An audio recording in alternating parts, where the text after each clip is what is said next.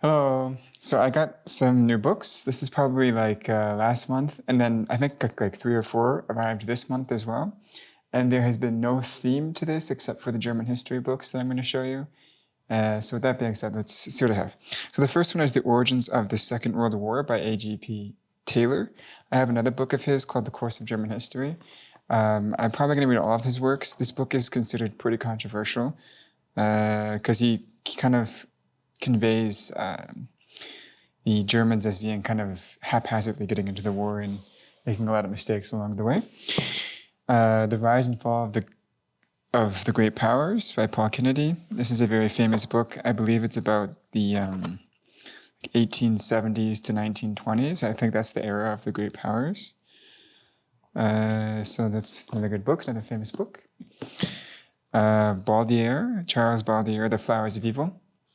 Basically, he's like libertine / debauchery, talks a lot about like sexual topics, and this is just some of his poems. He also has some kind of literary criticism or like art criticism that I'll also get. The Immortalization Commission.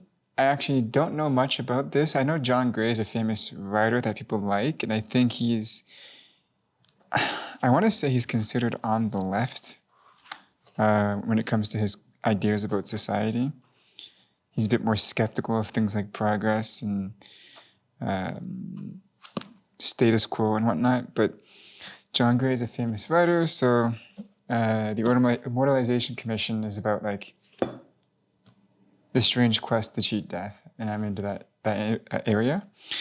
The Fabric of Reality. This is another famous book. I only got it because it's a famous book, but seeing some of the ideas inside this book, I'm glad I got it. It seems kind of cool. I think this book has been compared to like The Emperor's New Mind by Roger Penrose. War for Eternity, The Return of Traditionalism and the Rise of Populist Right. I think this book is actually going to argue that traditionalism and populism are a source of war. And I think he's going to make that correlation. Since that's such a controversial topic, that's the only reason why I got this book. I have no qualms with either populism or traditionalism, at least not necessarily. The Anatomy of Violence, The Biological Roots of Crime. I only got this because I have other biological books on crime. I think I have a crime in like James Q. Wilson, and the other guy who wrote the book, The Crime in Human Nature, and then the Biology of Crime. What is it? I forget what it's called. But yeah, that's the reason why I got this book. It's just a basic biology of crime. Eroticism. This was recommended to me by someone on Bookstagram. So I got this one because I also have Marquis de Sade and Casanova's autobiography, and then Charles Baldier. I'm also getting his.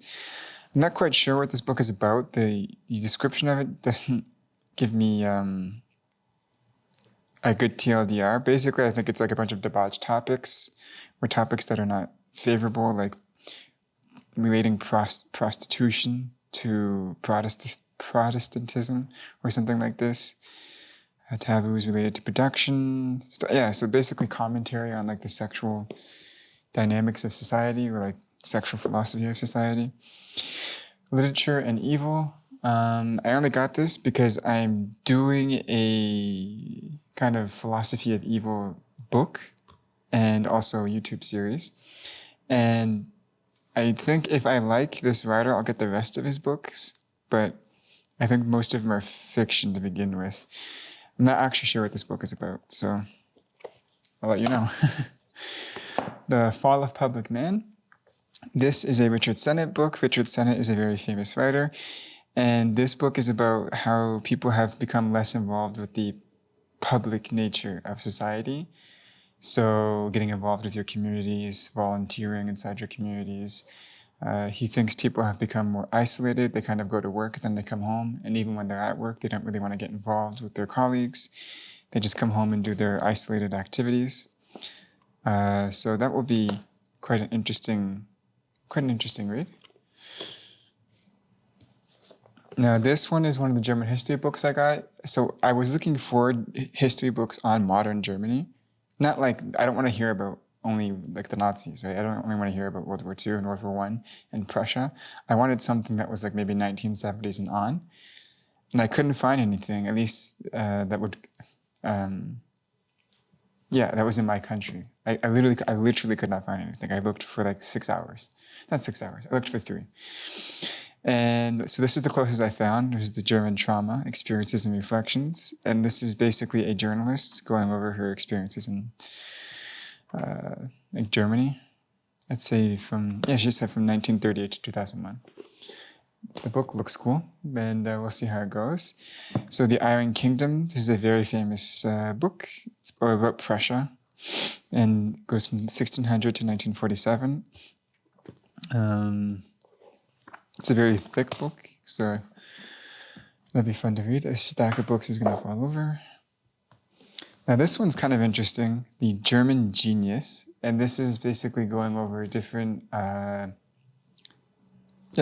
scientists and philosophers that Germany has produced.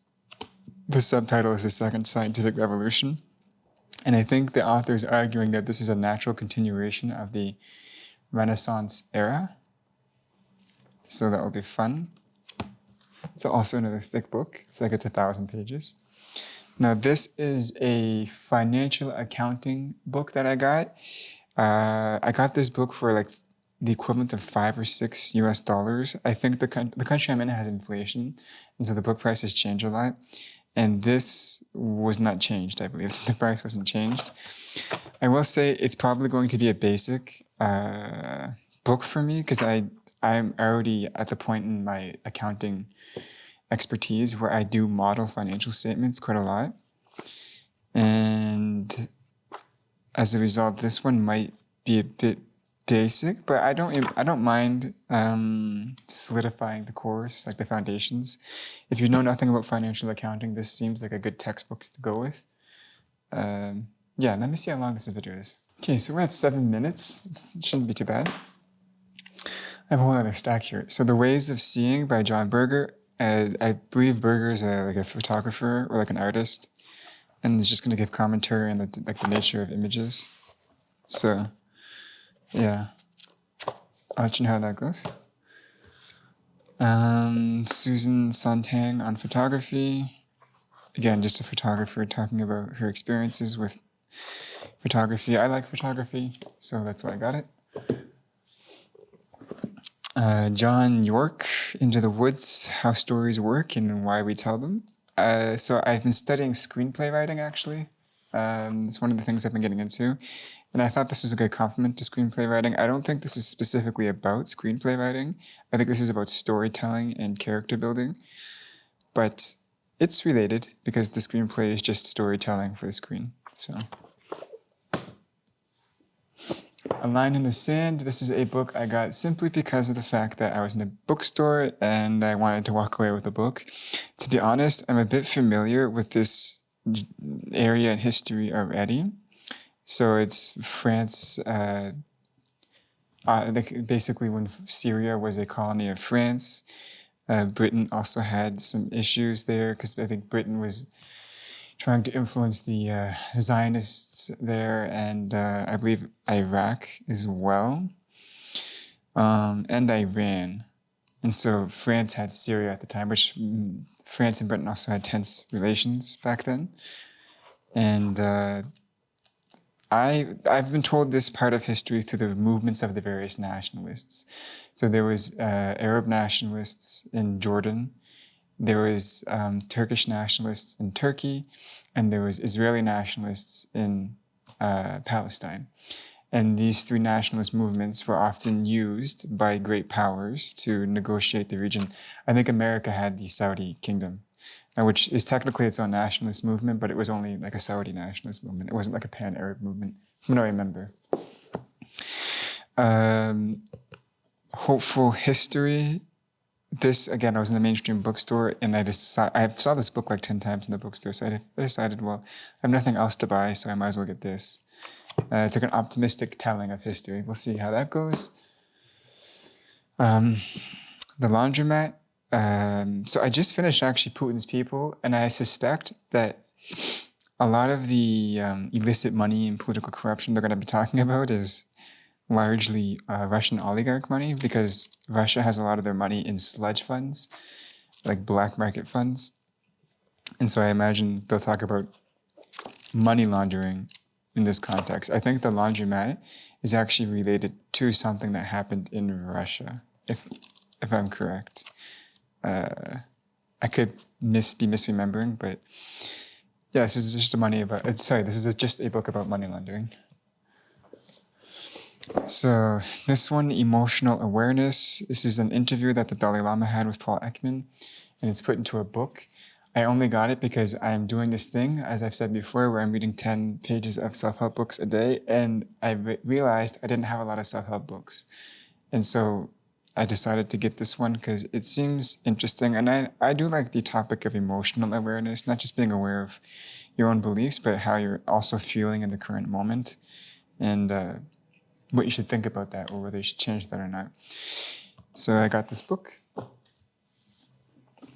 A Dawn of Everything, A New History of Humanity. So this, again, I was in the mainstream bookstore, and people have told me like dozens of times now to finally get this book and read it.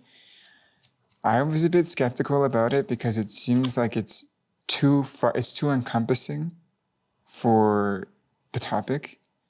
For the size of this book. A book of this a book of this topic should be probably longer. It should actually probably be a couple volumes. I feel like it's going to be oversimplified, and that as a result, more pseudo-anthropology than actual scientific anthropology. But we'll see. This is just a bias, it's a prejudice.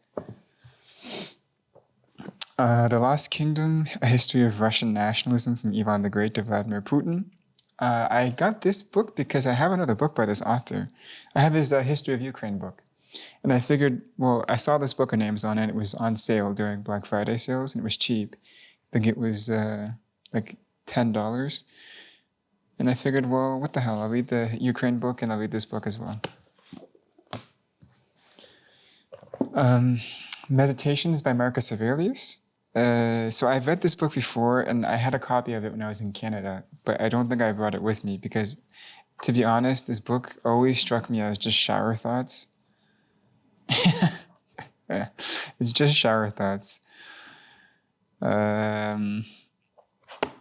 So I only got it to make that another video, Underrated, Overrated, Part 4, I think. Benjamin Graham, The Interpretation of the Financial Statements. So this is a very famous book, and to be honest, I think I'm going to disagree with a lot of the content inside this book, because he argues for something called value investing. And one of the things he suggests is, for example, to hold the stock for 2 years, and if it doesn't move at all, to just get rid of it. But which goes against some things that I've heard from Buffett's books, where if the company has solid financial data, to back it up, then the problem is there's no such thing, he argues, as the efficient markets. Sometimes markets won't recognize the true value of a company, and as a result, they won't increase its stock price. But if he thinks in the long run, the odds are that it will. So sometimes it takes 10 years if you find an undervalued company. But I'll review that book. This is another book, Making Movies, Sidney Lumet, I think. I think this is the guy who I bought all of his books, I think. I believe so. I actually don't know much about this. I think it's just going to be the general nature of movie making. What are the elements involved? This next one is The Anatomy of Story, again, studying stories / screenplays. And this is just someone else's way of how they design stories. This should be fun.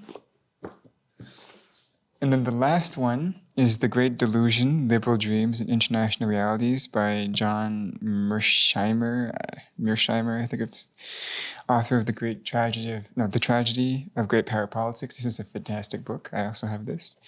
And I think this is going to be about international liberalism and how it's failed, which is going to be a great follow-up to this book I read called The World Safe for Democracy, which was a terrible version of commenting on international liberalism.